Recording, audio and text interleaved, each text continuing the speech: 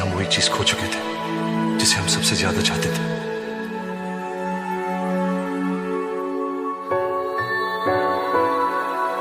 सब कुछ वैसा हो सकता है जैसा था।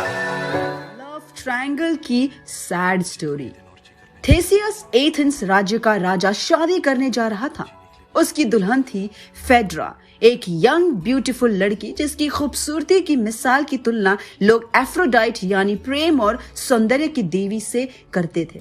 वहीं दूसरी तरफ थेसिस का बेटा भी था जो थेसिस की पहली पत्नी हिप्पोलिट का बेटा था। उनका नाम था हिप्पोलिटस। थेसिस के राज्य में खुशियां छाई हुई थी। सभी जश्न की तैयारी कर रहे थे। वहीं बात चल रही थी कि थेसिस और राजकुमारी फेड्रा के बीच उम्र का अंतराल बहुत ज्यादा है। ये तक कि राजकुमारी फेड्रा उसके बेटे हिप्पोलिटस के उम्र की है। थेसिस वृद्ध है और राजकुमारी फेड्रा जवान। उनकी ये जोड़ी बेमेल है। वहीं दूसरी तरफ हिप्पोलिटस, जिसने उम्र भर ब्रह्मचारी रहने की कसम खाई थी, वो देवी एफ्रोडाइट और एथना के लिए समर्पित था।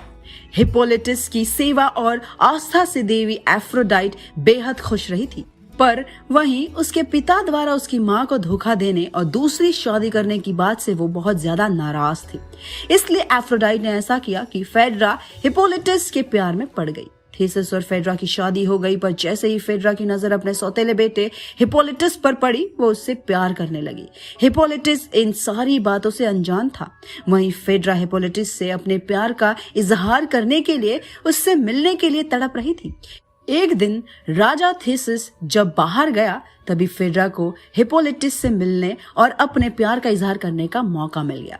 उसने हिप्पोलिटस को अपने पास बुलाया और अपने प्यार का उससे इजहार किया, पर हिप्पोलिटस अपने पिता के प्रति समर्पित था। उल्टा वो फेड्रा के बर्ताव से अवाक रह गया और फेड्रा के प्रपोजल को ठुकराकर वहां से भाग निकला।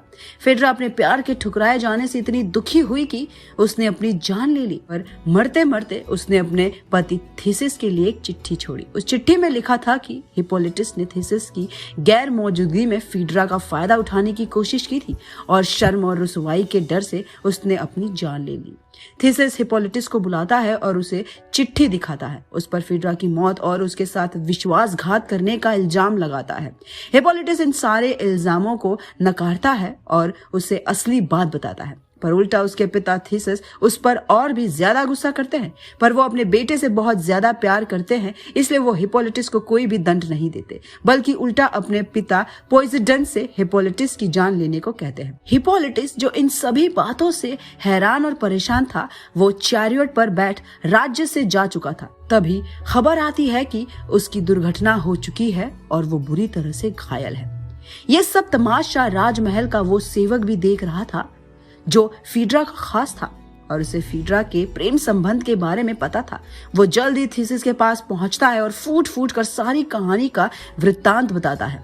थेसिस अब सब कुछ समझ चुका था। वो अपने घायल बेटे हिप्पोलिटस से मिलने जाता है, पर तब तक बहुत देर हो चुकी थी और उसकी मृत्यु हो चुकी थी। थेसिस अपनी बीवी और अपना बेटा दोनों ही खो चुका था। अंत में किसी को भी अपना प्यार नहीं मिला। इससे हमें यह जानने को मिलता है कि प्यार कितना खतरनाक और जानलेवा भी हो सकता है।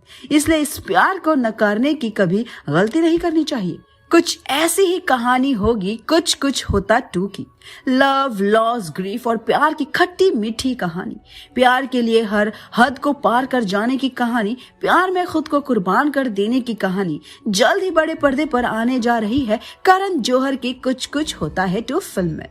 कैसी होगी ये फिल्म, ये तो वक्त ही बताएगा। हमें कमेंट करके बताएं कि कैसी लगी आज की कहानी, और बॉलीवुड से जुड़ी हर खबर की जानकारी के लिए और ऐसी ही दिलचस्प कहानी के लिए देखते रहिए बॉलीग्राज स्टूडियोज।